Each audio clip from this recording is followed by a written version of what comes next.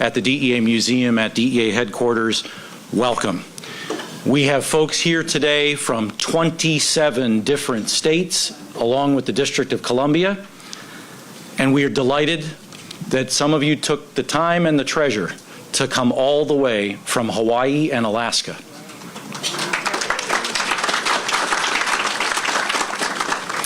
Our theme for this National Family Summit is Families Make a Difference. Over the course of today, you will hear from national leaders in our shared work to turn the tide against substance use. You will work with each other and with experienced facilitators to help you help others heal from the trauma of loss. And we hope to share some insights into how you can be even more effective in your work to help make communities safer so that fewer families suffer this tragedy. We understand that this may be an emotional journey for many, and we have a counselor on hand to support you and a quiet room just down the hall toward that Meridian suite. Carla Castro Soto, are you here in the room, Carla? She may already be out in the quiet room. Carla Castro Soto is our counselor. Okay, we are grateful to our planning partners that have helped make this National Family Summit happen and who will be spending time with all of you during the day today. The Community Anti-Drug Coalitions of America, or CADCA, and the Partnership to End Addiction. Thank you both. To begin, yes.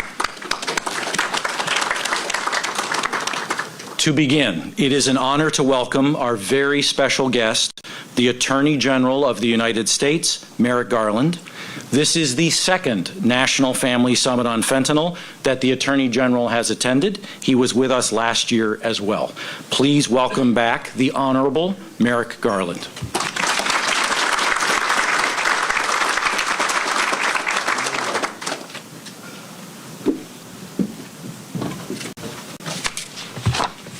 Good morning. Thank you, Sean. And thank you, Ann, for your leadership of the extraordinary men and women of the DEA. And thank you for fighting for the victims of the overdose epidemic and their families. To the families who have joined us today, on behalf of the entire Department of Justice, I want to thank you for being here. Your presence today is an act of love for those you have lost, and it is an act of extraordinary courage in their memory. Although you may have been brought here by pain, you are united by a shared purpose. That purpose is to prevent others from experiencing the heartbreaking loss of loved ones that you have experienced. Thank you so much for sharing your stories. Thank you for honoring them. I want you to know that you are not alone. All of us at the Department of Justice are united in our commitment to honoring the memories of your loved ones through our work. First, we are united in our commitment to supporting the education and awareness efforts that we know save lives. Second, we are united in our commitment to addressing the public health challenges of addiction and substance abuse by supporting prevention and treatment programs. And third, we are united in our resolve to bring every person responsible for fueling this epidemic to justice in an American courtroom. We are committed to breaking apart the cartels that are fueling the crisis and to ensuring that there is no hiding place for the criminals responsible for poisoning Americans with drugs. First, we know that awareness and information are some of the most important tools we have. That is because one of the particularly difficult realities of this synthetic opioid epidemic, and fentanyl in particular, is that many people who consume it do not know that that is what they are doing. They may not realize that violent drug cartels manufacture and move fake pills that are designed to look like brand name drugs, but are actually laced with deadly amounts of fentanyl. And they may not realize that just 2 milligrams of fentanyl, the equivalent of a few grains of salt, may be deadly. Every day, the extraordinary men and women of the DEA, under the leadership of Administrator Milgram, work closely with their state and local partners to seize deadly drugs. In recent years, we have seen a dramatic increase in the number of fake pills that contain a deadly dose of fentanyl. DEA's lab testing found that 7 out of every 10 pills it seized contained enough fentanyl to kill someone. So far, in 2024, the DEA seized more than 47 million fentanyl pills, many of them fake prescription pills, and more than 6,100 pounds of fentanyl powder, representing more than 302 million deadly doses. Our work to spread awareness about this epidemic and the fact that just one pill can kill is as urgent as it has ever been. Second, as we work to raise awareness about this nearly invisible poison, we are also committed to doing everything we can to support those who are struggling with substance use disorder. In fiscal year 2024, the Department's Office of Justice Programs awarded more than $308 million in grant funding, training, and technical assistance to support prevention, treatment, and recovery services. Those awards will support, among other things, treatment courts, residential treatment programs, prevention and harm reduction services, evidence-based treatment, services for opioid-affected youth, and services that improve quality of care and prevent recidivism. More than a third of the grant program will go to our comprehensive opioid stimulant and substance use program. Through this program, we have increased access to naloxone and medication-assisted treatment, provided peer support to overdose survivors and their families, and supported law enforcement agencies in identifying people in need of substance use treatment services and helping those people get help. Those challenges are more than any one person should have to shoulder themselves. The Justice Department is working to ensure that no one is alone. Finally, the Justice Department is working every day to bring those responsible for this epidemic to justice. We are working to break apart the fentanyl supply chain that has flooded our communities with poison. Over the past 3.5 years, the department has zeroed in on the Sinaloa and Jalisco cartels, the two largest and most violent drug trafficking networks in the world, which have wreaked havoc on American communities. Our agents and prosecutors are working with state, local, tribal, and territorial partners to attack every link in the cartel's global chain. We are targeting the cartel's leaders, their drug traffickers, their money launderers, their clandestine lab operators, their security forces, their weapons suppliers, and their chemical suppliers. Since 2021, the Justice Department has extradited more than 50 cartel members from Mexico to the United States. In September, we secured the conviction of the man known as El Menchito, the second in command of the Jalisco cartel. He employed unspeakable violence to build the cartel into a self-described empire by manufacturing fentanyl and flooding the United States with massive quantities of the deadly drug. In July, we arrested the man known as El Mayo, a co-founder of the Sinaloa cartel. We also arrested Joaquin Guzman Lopez, one of the Chapitos, a son of the cartel's other co-founder, El Chapo. We indicted them on drug trafficking, firearms, and money laundering charges. In May of this year, the man known as El Nini was extradited from Mexico to the United States. We allege that El Nini was one of the Sinaloa cartel's lead sicarios, or assassins, and was responsible for the murder, torture, and kidnapping of rivals and witnesses who threatened the cartel's criminal trafficking network. And last fall, Ovidio Guzman Lopez, a leader of the Sinaloa cartel and another son of El Chapo, was extradited from Mexico to the United States to face drug trafficking, money laundering, and firearms charges. We are also focused on targeting every level of the cartel's operations that span countries and continents. We know that the fentanyl supply chain, which ends with the death of Americans, often starts with chemical companies in China. That is why just last week, the Justice Department indicted a China-based chemical company, its director, and several of its senior officials on fentanyl charges. Last month, the Justice Department announced charges against 8 China-based chemical companies and 8 employees who we allege are responsible for trafficking precursor chemical that cartels use to manufacture deadly fentanyl. On behalf of all of us at the Justice Department, we promise that we will not stop working until all those responsible for the deadly fentanyl epidemic face justice.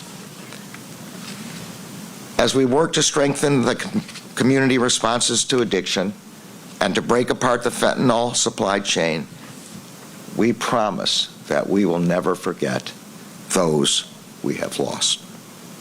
There are many staggering statistics on the fentanyl crisis, but none of them adequately grasp the gravity of the loss. They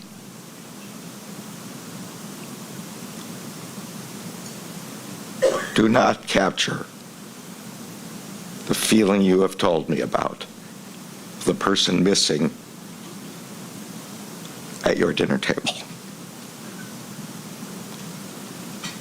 They do not capture the days and nights spent in mourning. They do not capture the heartbreak that a friend, a parent, a child, or a partner's life has been cut short. But by being here today, you all have decided to be their legacy. You have chosen a legacy of compassion, of love, but of determination and resolve. Every time we look at the faces of fentanyl in the DEA headquarters lobby, we remind ourselves of why we are in this fight. And we promise that we will carry your loved ones in our heart in our continued work to end the poisoning and overdose epidemic. Although my time as Attorney General is coming to an end, I am so proud of the extraordinary men and women of DEA who will continue to work tirelessly to save lives. And I am so proud of all of you. Thank you again for being with us today.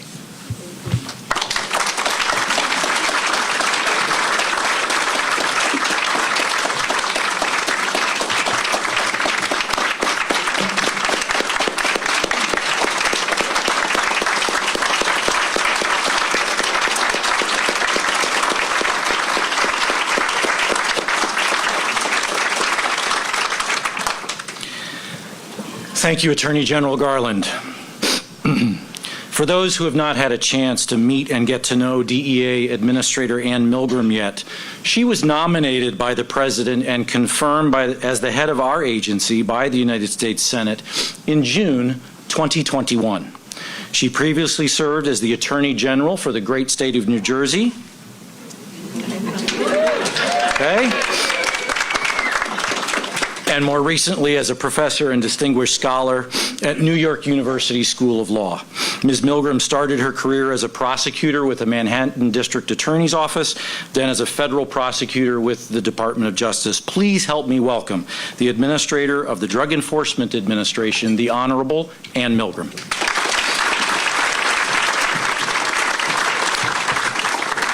Thank you, Sean. Good morning. It is such a privilege to be with you here today, and I'm so grateful to each and every single one of you. So many of you have traveled from far, and you have traveled filled with love and hope and resilience. And today is an important day for us to be together and to keep going in this fight. I want to start by saying a moment of thanks to the Attorney General, Merrick Garland. What you see here is what I have the privilege of seeing every single day and have had the privilege of seeing every day for the last 3.5 years. He is a fantastic boss. And in my view, the best boss is someone who supports you, who pushes you, and who gives you the tools and the resources you need to be effective in your job. And that is what he has done for the Drug Enforcement Administration every single day that I have been here. So thank you so much.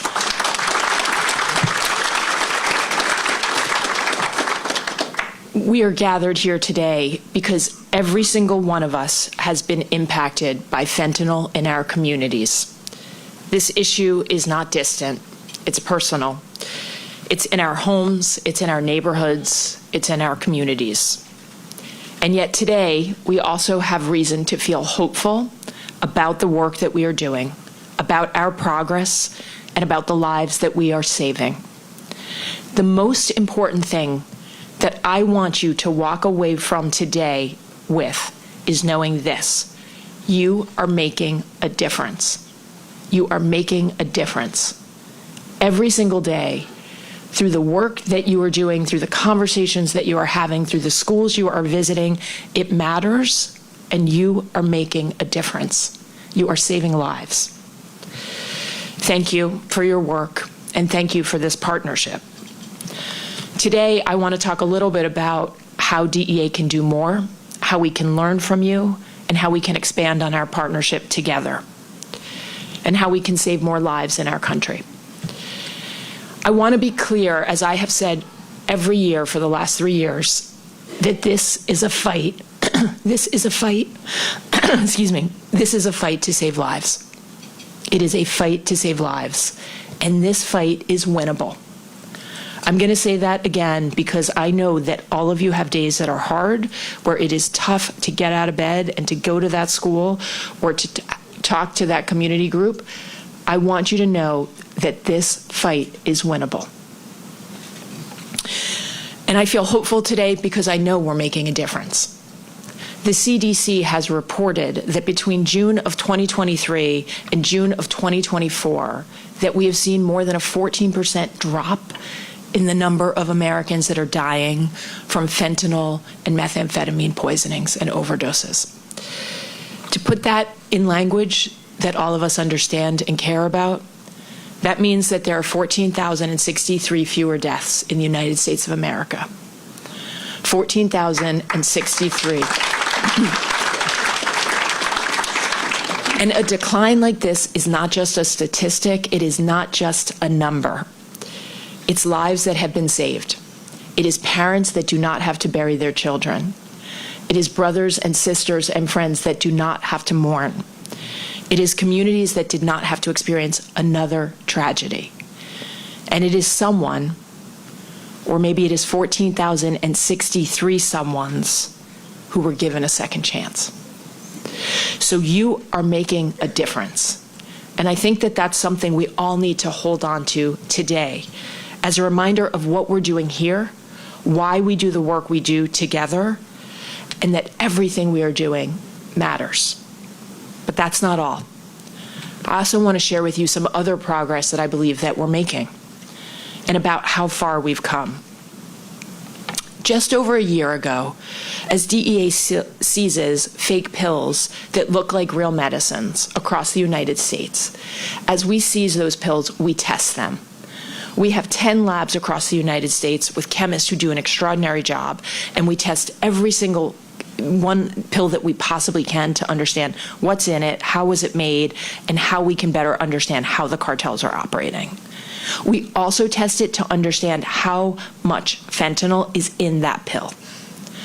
A year ago, when our chemists were testing those pills, for every 10 pills they tested, 7 out of those 10 was deadly.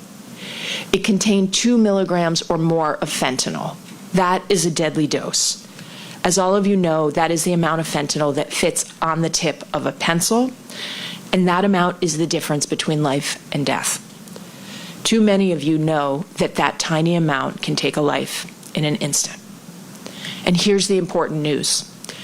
Because of the hard work and dedication of the women and men of the Drug Enforcement Administration, and because of all of you, the pills that we are seizing this year, of those 10, it is now 5 that contain a deadly dose. So we have gone from 7 out of 10 being lethal to 5 out of 10 being lethal. Now, we should all be clear that 5 out of 10 pills being lethal is awful, and we should not accept that. But it is significant progress in our fight to save lives, because it means that for every 10 pills on the street, 2 fewer are deadly today. And I want to note that I believe that a big part of why we are seeing this decline is because of the pressure that we are putting on the 2 cartels in Mexico, the Sinaloa and the Jalisco cartel. And as the Attorney General just said, we are putting pressure on their entire criminal networks, starting with the supply chain of chemicals in China, going to Mexico, where we are targeting the manufacturers, the labs, the people transporting those chemicals and making fentanyl, pressing the fentanyl into pills, bringing it into the United States, where we are targeting the drug traffickers, the people selling drugs on the streets and on social media. And then we are also targeting the illicit finance, the people who are getting the dirty money back to Mexico. That pressure is changing the way the cartels operate. It is changing the way the cartels operate. And it is making a difference. As all of you know, over the last 3 years, we've taken action across every part of those 2 criminal networks. Every part for the first time in DEA's history. As the AG noted, we charged 20 Chinese chemical companies and 28 Chinese nationals with fentanyl trafficking for the very first time. When I started at DEA a little more than 3 years ago, there were 7 leaders of the Sinaloa cartel that were at liberty in Mexico. They were free. They were living their lives in Mexico without fear of being held accountable for what they were doing. Today, 4 of those 7 leaders are in custody, and 3 are about to go to trial and face justice in the United States of America.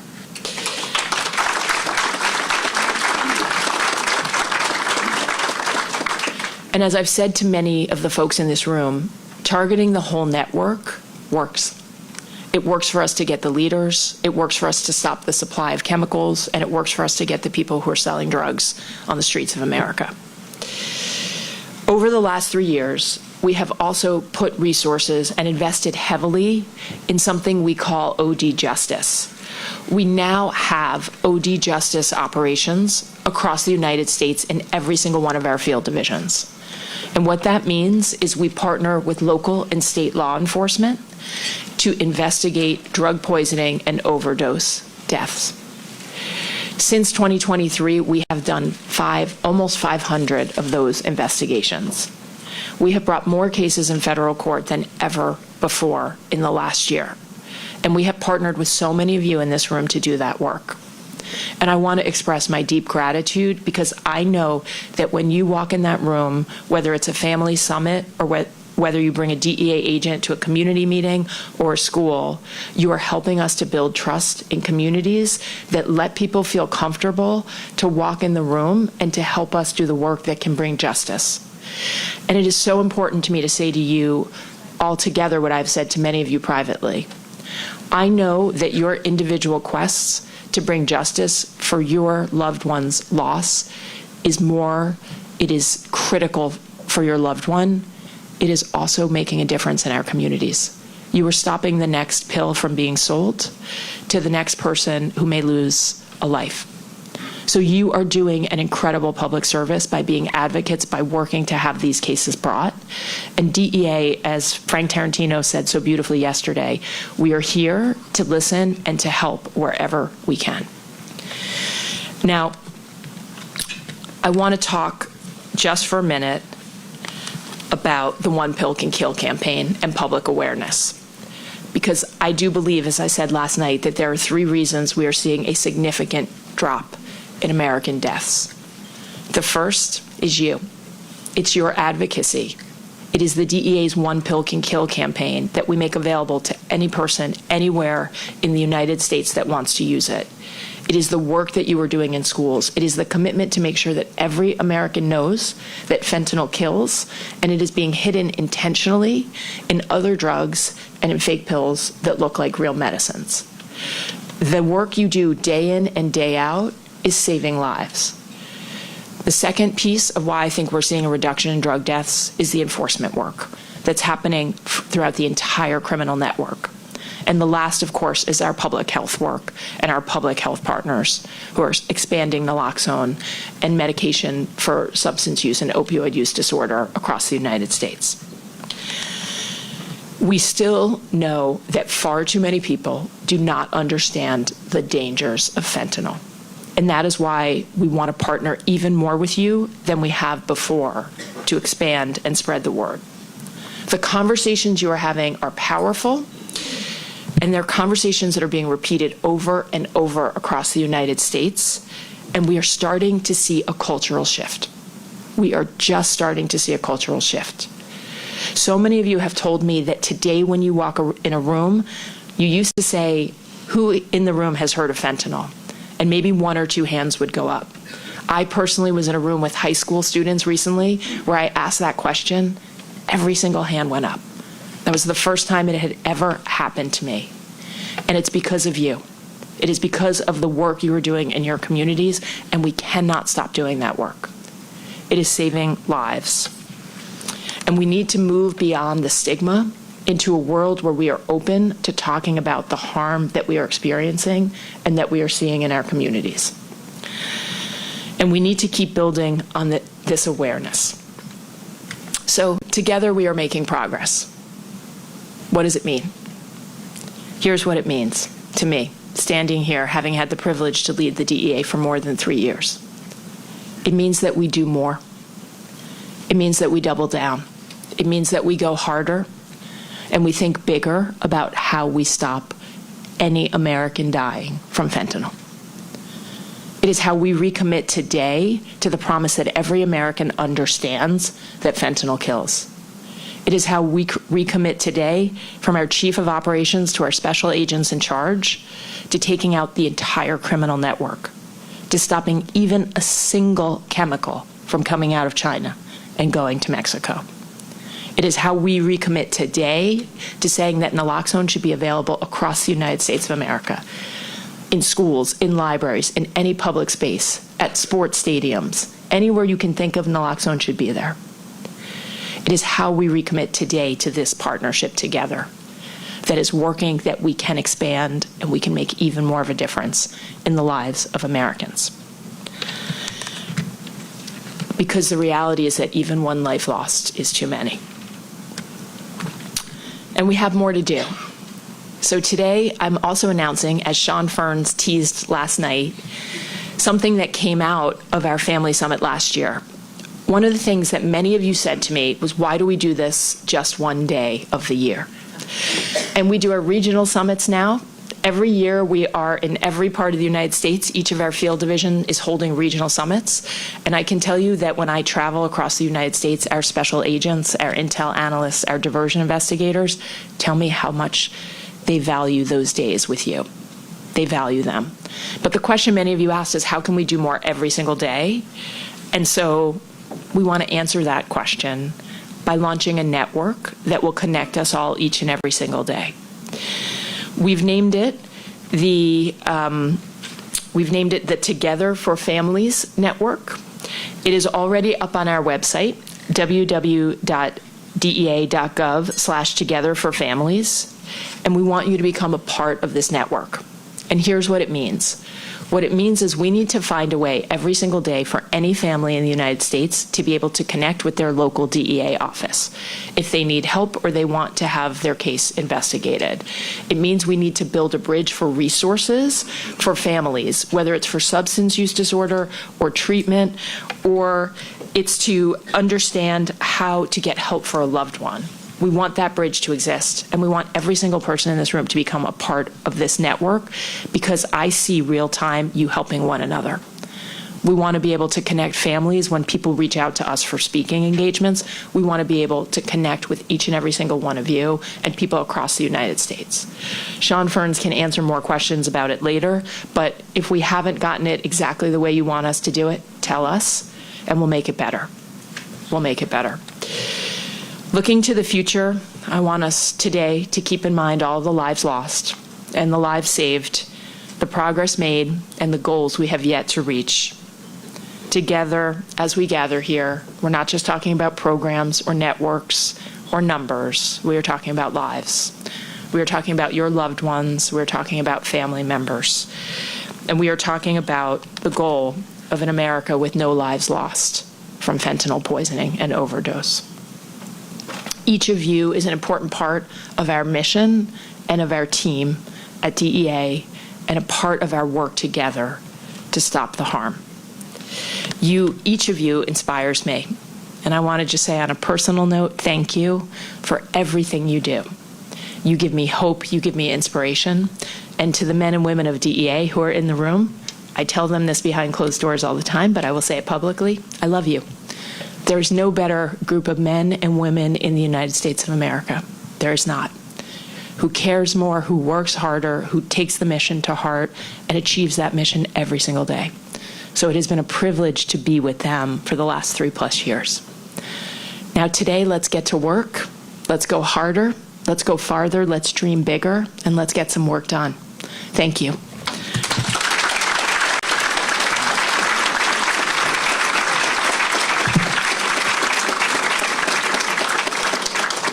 Thank you, Administrator Milgram. This concludes the live stream portion. The Attorney General has an incredibly busy day, but we are grateful for his time this morning. Administrator Milgram will escort him out, and we will also ask the media to step out as we prepare for the rest of our agenda today. Please ask you to stay in your seats, and we'll begin back here very shortly. Thank you very much.